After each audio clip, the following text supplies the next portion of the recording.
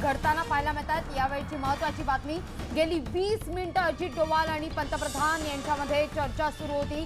ही चर्चा आता संपलेली आहे। गेली 20 मिनिटं डोवाल आणि पंतप्रधानांची ही चर्चा सुरू असल्याचं कळतंय। याविषयी अधिक माहिती घेऊया आमचे प्रतिनिधी प्रशांत लीला रामदास यांच्याकडून। प्रशांत, काय अधिक माहिती या संदर्भात? मोदींच्या घरी उच्चस्तरीय बैठकीला सुरुवात, याविषयी अधिक माहिती घेत आहोत आमचे प्रतिनिधी प्रशांत लीला रामदास यांच्याकडून। प्रशांत, काय अधिक माहिती या संदर्भात? पंतप्रधान नरेंद्र मोदी यांच्या निवासस्थानी अत्यंत महत्त्वाची बैठक जी होती, त्यामध्ये बैठकीमध्ये पंतप्रधान सुरक्षा सल्लागार अजित डोवाल यांनी भारत पाक सीमेवरती जी तणावाची परिस्थिती निर्माण झालेली आहे आणि ज्या पद्धतीने पाकिस्ताननी रिट्रीट करायला सुरुवात केली आहे, प्रतिरोध करायला सुरुवात केली आहे, त्या प्रतिरोधाचा उत्तर देखील भारतीय लष्कराने मोठं अतिशय अभिमानाने दिलं आहे, अतिशय शौर्याने दिलेलं आहे। आणि ज्या पद्धतीने पाकिस्तानचे काही विमानं खास करून भारतीय हद्दीत घुसण्याच्या प्रयत्नात होते, त्यांचे ते विमानांपैकी एक विमान पाडलेलं आहे आणि त्यापैकी एक त्याचा जो पायलट आहे तो त्या पाकिस्तानच्या हद्दीतच उतरलेला आहे पॅराशूटनं। पण सोबतच बघितलं दुसरीकडे सर्व निमलष्करी दलाच्या जवानांना पाकिस्तानच्या सीमेवरती तैनात करण्यात आलेला आहे। कुठल्याही भारतीय नागरिकाला इजा होऊ नये आणि भारतीय नागरिकांवरचा कुठल्याही प्रकारचा हल्ला होऊ नये याची काळजी घेण्याचे आदेश देण्यात आलेले आहे। SOS जे असतात, खास करून भारतीय नागरिकांच्या म्हणजे सिव्हिलियन लोकांच्या सुरक्षेच्या संदर्भातले जे मार्गदर्शक तत्व असतात त्याचे नितांत पालन करण्याचे आदेश देखील केंद्रीय गृहमंत्री राजनाथ सिंह यांनी दिलेले आहेत। दुसरीकडे जवळपास 20 मिनिटं अजित डोवाल यांनी माहिती दिली। याचा अर्थ असा होतो की पाकिस्तान आणि भारत सीमेवरती जी राजस्थान, पंजाब आणि जम्मू काश्मीरवर लागून असलेली सीमा आहे त्यामध्ये परिस्थिती अतिशय तणावपूर्ण आहे। अर्थात प्रशांत, थोडीशी नवी दिल्लीतल्या बैठकांविषयी माहिती द्याल? आधी असं कळत होतं गृह मंत्रालयामध्ये सुद्धा बैठक आहे, ती राजनाथ सिंह यांच्या उपस्थितीमध्ये बैठक झाली, अजित डोवाल पंतप्रधानांना भेटले असंही कळलं। नेमकं दिल्लीतल्या या बैठकांविषयी काय अपडेट, अधिक माहिती मिळते? आज दिल्लीमध्ये बैठकांचे सत्र सुरू आहे। खास करून आता 3 बैठकी सुरू झाल्या, 2 बैठकी संपलेल्या आहे, एक बैठक अजूनही सुरू आहे। त्यामधली पहिली जी बैठक आहे केंद्रीय परराष्ट्र मंत्रालयामध्ये केंद्रीय परराष्ट्र सचिव जे आहेत गोखले यांनी सर्व आपल्या उच्च अधिकाऱ्यांची बैठक बोलवली होती। त्या बैठकीमध्ये साधारणतः कशी पाकिस्तान आणि भारताची परिस्थिती आहे यावर तर निर्णय घेण्यात आला। सोबतच त्यानंतर एक अत्यंत महत्त्वाची दुसरी जी बैठक होती ती खास करून केंद्रीय गृहमंत्री राजनाथ सिंह यांनी बोलवली होती। त्यामध्ये सर्व IB चीफ, रॉ चीफ, त्यानंतर सोबतच जर बघितलं सर्व पॅरामिलिटरी फोर्सेसचे DG म्हणजे महासंचालक उपस्थित होते। त्यांची जवळपास 1 तास ही बैठक चालली। त्या बैठकीमध्ये विविध निर्णय घेण्यात आले, SOSच्या संदर्भातला निर्णय घेण्यात आला। त्यानंतर तिसरी जी बैठक होती ती केंद्रीय संरक्षण मंत्री निर्मला सीतारामन यांनी बोलवली होती। सर्व जे चीफ आहेत, खास करून आपल्या फोर्सेस चीफ आहे, एअर फोर्स असो, नेव्ही असो किंवा मग आर्मी असो, या तिन्ही फोर्सेसच्या चीफची बैठक होती। त्यानंतर एक चौथी जी बैठक आहे ती अत्यंत महत्त्वाची पंतप्रधान नरेंद्र मोदी यांच्या घरी निवासस्थानी सुरू आहे अजूनही। त्या बैठकीमध्ये अजित डोवाल यांनी पंतप्रधान नरेंद्र मोदींना पाकिस्तान आणि भारताच्या सीमेवरती जी परिस्थिती आहे त्याची माहिती दिली आहे आणि कशा प्रकारे आता पाऊलवाट टाकायची या जागी निर्णय घेण्यात आलेला आहे। स्टुडिओ निश्चित प्रशांत, धन्यवाद तुम्ही दिलेल्या एकूणच या सविस्तर माहिती करता। एकूण आतापर्यंत जवळपास 5 बैठका झालेल्या आहेत। सुरुवातीला विजय गोखले यांनी या संदर्भात बैठक घेतली, त्यानंतर राजनाथ सिंह यांच्या अध्यक्षतेखाली बैठक पार पडली आणि संरक्षण मंत्र्यांनी सुद्धा, निर्मला सीतारामन यांनी सुद्धा बैठक घेतलेली आहे। तर आता पंतप्रधान नरेंद्र मोदी यांच्या घरी सुद्धा बैठकीला सुरुवात झालेली आहे। अजित डोवाल सुद्धा या बैठकीत उपस्थित आहे, संरक्षण मंत्री उपस्थित आहेत, त्याचबरोबर NSAचे अनेक अधिकारी सुद्धा उपस्थित आहेत। अद्यापही ही बैठक सुरू असल्याचं पाहायला मिळतंय। दिल्लीच्या परिस्थितीवर, अर्थात दिल्लीतल्या या सगळ्या घडामोडींवर आपण बोलूया लागवी। मात्र आपल्या सोबत आता आपल्या बरोबर 2 गेस्ट आहेत, एकतर ब्रिगेडियर हेमंत महाजन सर आपल्याबरोबर आहेतच आणि त्याचबरोबर आता जोडले गेलेले आहेत आंतरराष्ट्रीय घडामोडींचे अभ्यासक शैलेंद्र देवळाणकर सर। शैलेंद्र सर, माझा आपल्याला प्रश्न आहे, आज जी काही पाकिस्तानकडून ऍक्शन बघायला मिळालेली आहे, भारताच्या हद्दीमध्ये पाकिस्तानची F-16 ही 2 विमानं घुसली आणि त्यानंतर त्यातलं एक विमान आपण पाडण्यामध्ये यशस्वी झालेले आहोत। आता दिल्लीमध्येही घडामोडी सुरू झालेल्या आहेत। एकतर शैलेंद्र सर, आपल्याला आवाज येतोय का आणि आपली पहिली प्रतिक्रिया या ऍक्शनवर?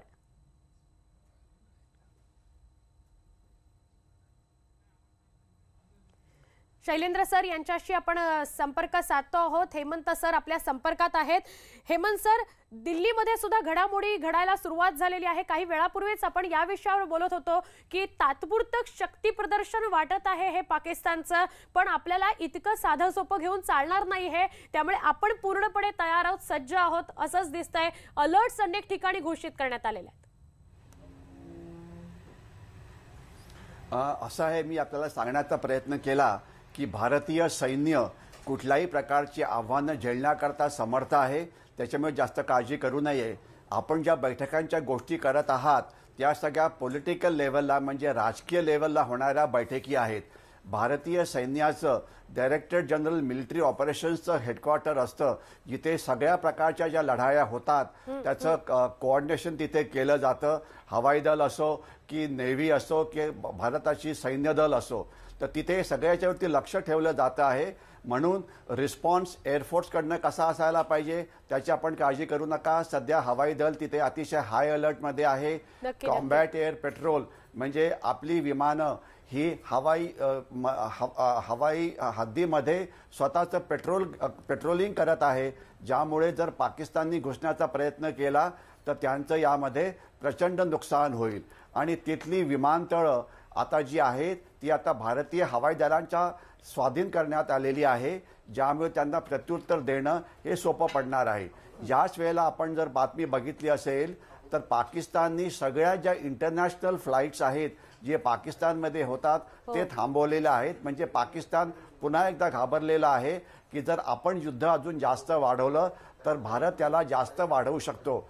जसं मी मगाशी म्हटलं की जर पारंपरिक हल्ले जर वाढले तर एवढं नक्की की भारताची शक्ती जास्त असल्यामुळे नुकसान यामुळे पाकिस्तानचं होणार आहे.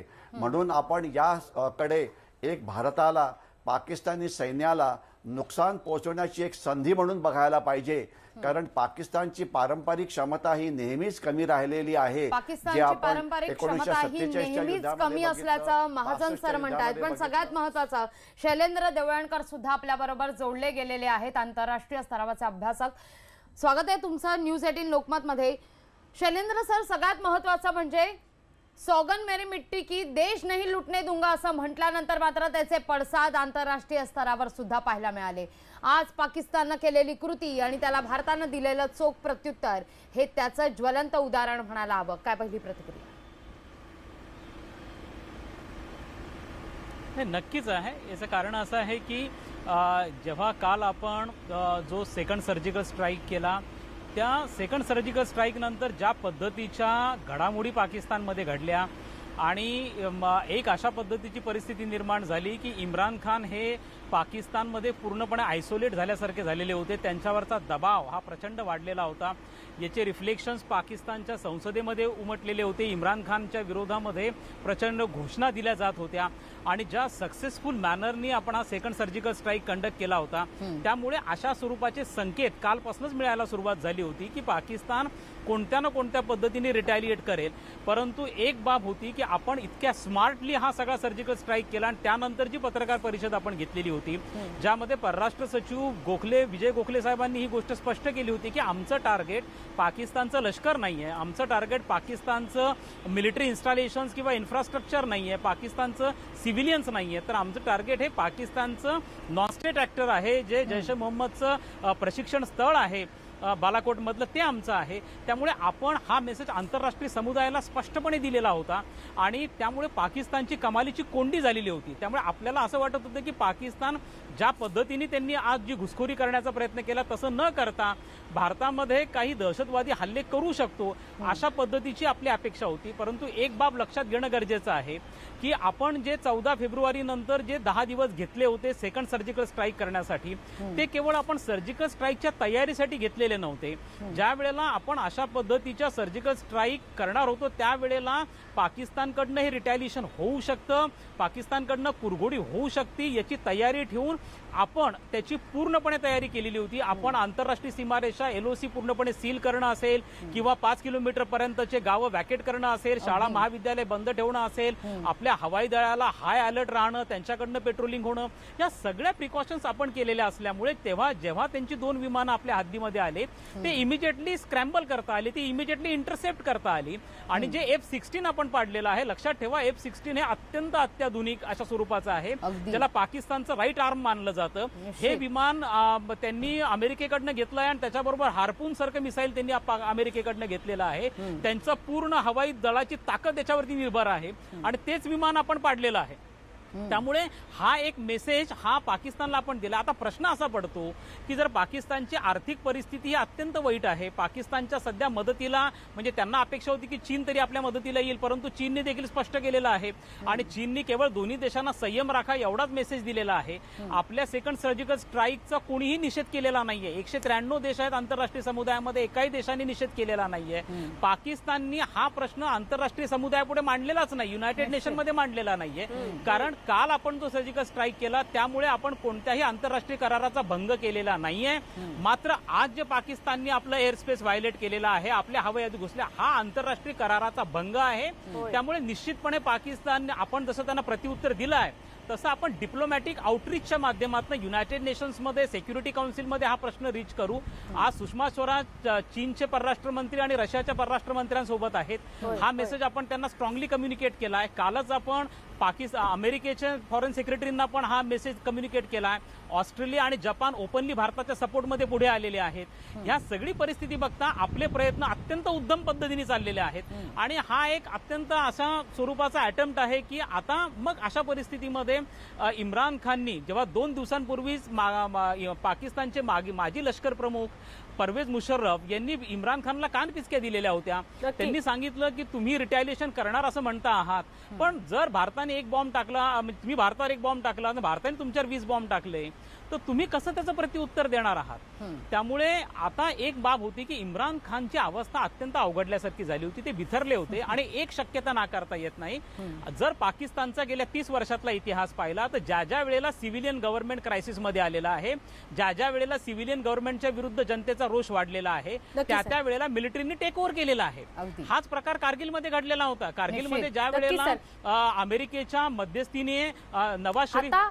शैलेंद्र सर, आता अशी पुन्हा परिस्थिती उद्भवेल का याविषयी शैलेंद्र सर मला आपल्याशी बोलायचंय. मात्र हेमंत सर, आपल्याला प्रश्न आहे, 2 पातळ्यांवर भारताला विचार करावा लागणार आहे का? एकतर पाकिस्तान आता कसं उत्तर देणार आहे, कारण ते बिथरलेलं दिसतच आहे आणि ते प्रतिक्रिया देईल अशीच परिस्थिती आहे. दुसरीकडे दहशतवादी सुद्धा काय कारवाई करतील हे बघावं लागेल. हेमंत सर उत्तर द्या. मात्र एक महत्वाची बातमी या घडीची, भारताचं विमान पाडल्याचा पाकचा दावा खोटा ठरलेला आहे. यावेळची महत्वाची बातमी आपण पाहतोय, भारतीय हवाई दलाच्या कोणत्याही विमानाचं नुकसान नाहीये आणि त्यामुळे वारंवार पाककडून जे खोटं बोललं जात होतं तो दावा आता खोटा आहे असा भारतीय हवाई दलानं हा दावा फेटाळून लावलेला आहे. नक्की पाककडून कुठलीही अधिकृत प्रतिक्रिया येत नाहीये लागवी, मात्र भारतीय हवाई दलानं लगेचच अधिकृत प्रतिक्रिया दिलेली आहे. पाकड्यांनी प्रत्येक दावा आतापर्यंत जो केला आहे तो खोटा केलेला आहे. कुठलंही भारताच्या विमानाचं नुकसान झालेलं नाही अशी माहिती मिळते आहे. उलट भारतानंच पाकचं प्रत्युत्तर देताना एक विमान पाडलंय हे अधिकृतपणे भारतीय हवाई दलानं जाहीर केलेलं आहे. निश्चित, आणि हे साधं सुद्धा विमान नाहीये, F-16 विमान आहे. नक्की हेमंत सर, हाच मुद्दा आहे. बघा, पुन्हा एकदा हे खोटं ठरलंय. भारतीय हवाई दलानं अधिकृत उत्तर दिलेलं आहे, यावर तर तुम्ही प्रतिक्रिया द्याल. मात्र माझा प्रश्न असा होता की कुठेतरी दहशतवादी सुद्धा तळं त्यांची उद्ध्वस्त केली म्हणून प्रतिक्रिया देऊ शकतात, काहीतरी आगळीक करू शकतात, आणि पाकिस्तान सुद्धा आता इरेला पेटलेलं आहे की आम्हाला आमचं शक्ती प्रदर्शन करायचं आहे. अशा दोन्ही पातळ्यांवर आता भारताला लक्ष द्यायचं आहे. नक्कीच जोपर्यंत हवाई दलाचं प्रत्युत्तर आहे, खरं म्हटलं तर हा टीव्हीचा डिबेटचा प्रश्न नाही, कारण हवाई दलाचे अनेक युद्धाचे डावपेच आहेत. कॉम्बॅट एअर पेट्रोल आहेत, एअर डिफेन्सला लावणं आहे, विमानांना आपल्या हद्दीत घुसण्याच्या आधी थांबवणं आहे, अनेक प्रकार आहेत. ते करण्याकरता हवाई दल हे सक्षम आहे. जोपर्यंत पाकिस्तानी सैन्याचा प्रश्न आहे, त्यांना प्रत्युत्तर द्यायला सुद्धा भारतीय सैन्य हे अतिशय सक्षम आहे. परंतु जे जास्त महत्त्वाचं आहे, जो प्रश्न तुम्ही विचारला होता, ज्याला म्हणायचं दहशतवादी हल्ले. आज दहशतवादी हल्ले म्हणजे सीमेवरनं घुसखोरी वाढू शकते. इंटरनॅशनल बॉर्डर, जसं आपल्याला आठवत असेल की गुरदासपूरचा हल्ला झाला होता, पठाणकोटच्या विमानतळावरती हल्ला झाला होता, गुजरातमध्ये दहशतवादी हल्ले झालेले आहेत किंवा 26/11चा हल्ला झालेला होता. तर अशा प्रकारच्या दहशतवादी हल्ल्यांना तोंड देण्याकरता जी सीमावर्ती राज्य आहेत यांना तयार राहावं लागेल. पाकिस्तानची क्षमता इंटरनॅशनल बॉर्डर क्रॉस करून 26/11सारखा हल्ला करण्याची क्षमता ही फारच कमी आहे. ते इथे पोहोचू शकणार नाहीत आणि जर पोहोचले तर त्याच्यातला कुठलाही दहशतवादी हा जिवंत परत जाणार नाही. परंतु जे जास्त धोकेदायक आहे, ज्याच्यावरती जास्त लक्ष ठेवण्याची गरज आहे, ज्यामध्ये सामान्य माणसाचा सहभाग हा जास्त महत्त्वाचा आहे, तो म्हणजे असा की जे बॉम्बस्फोट होऊ शकतात ते होऊ शकतात. जसं 93 साली झाले होते. आता दहिसरपाशी एक छोटा बॉम्ब ब्लास्ट झाला होता. त्याच्यानंतर एक गाडी जी रायगडवरनं येत होती त्याच्यामध्ये एक बॉम्ब मिळाला होता. तर अशा प्रकारची आव्हानंही समोर उभी राहू शकतात. आपली शहरं, समुद्र किनारा यावरती राहणारी सामान्य माणसं यांना लक्ष ठेवावं लागेल. कुठलीही धोकेदायक मुवमेंट होत असेल, काहीतरी वाईट काम होत असेल तर लगेचच याची माहिती आपण द्यायला पाहिजे आपल्या सुरक्षा एजन्सीजना. याकरता प्रत्येक भारतीय जो समुद्र किनाऱ्यावरती आहे, जो शहरामध्ये आहे, त्यांनी आपले शॉपिंग मॉल सुरक्षित करण्याची गरज आहे. रेल्वे स्टेशन आहेत, बस स्टेशन्स आहेत, शाळा आहेत, कॉलेजेस आहेत, जी अशा ठिकाणी जिथे गर्दी होते ती ठिकाणं आहे. सगळ्यांकडे कान आणि डोळे उघडे ठेवून बघा. त्यामुळे सजग आणि सावधान राहण्याची गरज आहे. फक्त सीमेवरचे जे अधिकारी आहेत, जवान आहेत त्यांनीच नाही तर सर्वसामान्य माणसांनी सुद्धा सजग आणि सावधान राहण्याची गरज आहे असंच आपण म्हणताय. हेमंत सर, धन्यवाद. आपण आमच्याशी जोडले गेलात आणि आतापर्यंत ज्या सगळ्या घडामोडी घडतायत त्याचं विश्लेषण आमच्या प्रेक्षकांपर्यंत पोहोचवलं. ब्रिगेडियर हेमंत महाजन आपल्या सोबत होते आणि आता शैलेंद्र देवळणकर सुद्धा आपल्या सोबत असणार आहेत. आपण त्यांच्याशी बोलणार आहोत. पण त्याआधी आपण ही महत्त्वाची बातमी सांगूया. सातत्यानं पाकिस्तानकडून खोटे दावे केले जात आहेत. आपण F-16 हे त्यांचं विमान पाडलं, मात्र लागवी बघितलं आपण तर हेच स्पष्ट होत आहे की सातत्यानं दावा केला जातो की आम्हीच भारतीयांचं विमान पाडलं, त्यांचे 2 वैमानिक सुद्धा ताब्यात घेतले. पण हे सगळे दावे खोटे ठरलेले आहेत. भारतीय हवाई दलानं लगेच अधिकृत घोषणा केलेली आहे, अधिकृत प्रतिक्रिया दिलेली आहे की कुठल्याही भारतीय विमानाला नुकसान झालेलं नाही, भारताचं कुठलंही नुकसान झालं नाही. निश्चित. आणि त्यामुळे सगळे दावे हे पाकड्यांचे सगळे दावे हे फोल ठरताना पाहायला मिळतात. याच विषयी अधिक प्रतिक्रिया घेणार आहोत शैलेंद्र देवळणकर यांच्याकडून. शैलेंद्र सर, जर आपण कालपासून सगळी घडामोड जर आपण पाहिली तर पाक अर्थातच बिथरलेला असल्याचं पाहायला मिळत आहे. आणि सगळ्यात दुसरी महत्वाची गोष्ट म्हणजे अमेरिका स्पष्टपणे आपली भूमिका मांडते, पण चीन मात्र कुठेतरी सावध भूमिका घेताना पाहायला मिळत आहे. काय नेमकं घडतंय आंतरराष्ट्रीय स्तरावर? नाही, नक्कीच. म्हणजे पाकिस्तानची ही अपेक्षा होती की जो कालचा सेकंड सर्जिकल स्ट्राईक झाला त्या सेकंड सर्जिकल स्ट्राईक नंतर चीन हा उघडपणे त्यांची बाजू घेईल किंवा उघडपणे त्याचा निषेध नोंदवेल. असा कोणताही प्रकार हा या बाबतीमध्ये घडलेला नाही आहे. आणि आपण हे लक्षात ठेवणं गरजेचं आहे की चीनचं या बाबतीमध्ये अत्यंत अनप्रेडिक्टेबल असा स्वभाव आहे. म्हणजे 1965 युद्ध असेल, 71चं असेल किंवा 1999चा कारगिल संघर्ष असेल, या सर्व बाबतींमध्ये चीन हा कधीही उघडपणे पाकिस्तानच्या बाजूने आलेला नव्हता, अप्रत्यक्षपणे सपोर्ट होता. आणि यावेळेला थोडी समीकरणं बदललेली आहेत. यावेळेला चीनच्या पाकिस्तानमधल्या गुंतवणुकी ह्या जवळपास $40 अब्ज जास्त आहेत. फार मोठ्या मोठ्या कन्स्ट्रक्शन साईट्स या चीनच्या पाकिस्तानमध्ये चाललेल्या आहेत. आणि चीनला मुख्य चिंता आहे त्यांच्या कन्स्ट्रक्शन साईटच्या संरक्षणाची. त्यामुळे भारत आणि पाकिस्तानमधला संघर्ष वाढावा असे चीनला अजिबात वाटत नाहीये. त्यामुळे चीन या बाबतीमध्ये पाकिस्तानला समर्थन देईल असं अजिबात नाहीये. किंबहुना पुलवामाच्या दहशतवादी हल्ल्यानंतर चीनने सुरक्षा परिषदेमध्ये जे पुलवामाचा निषेध करणारा ठराव झाला त्याच्यावर स्वाक्षरी केलेली होती. हा इम्रान खानसाठी आणि पाकिस्तानसाठी एक प्रकारचा मेसेजच होता. त्यामुळे आपण असं बघतो की चीन हा प्रत्यक्षपणे मदत करणार नाही. सौदी अरेबिया त्यांचा दुसरा सपोर्टर आहे, तो पैसे द्यायला तयार नाहीये. सौदी अरेबियाच्या क्राऊन प्रिन्सनी पुलवामा दहशतवादी हल्ल्याचा निषेध केलेला होता. अमेरिकेने तर स्पष्टपणे सांगितलं होतं की भारताला स्वयंरक्षणाचा अधिकार आहे. त्यामुळे मला असं वाटतं की आपण आपल्या आंतरराष्ट्रीय स्तरावरती पाकिस्तानला एकटं पाडण्यासाठी जे आपले प्रयत्न गेल्या 10 दिवसापासून चाललेले होते त्यामध्ये आपल्याला पूर्णपणे यश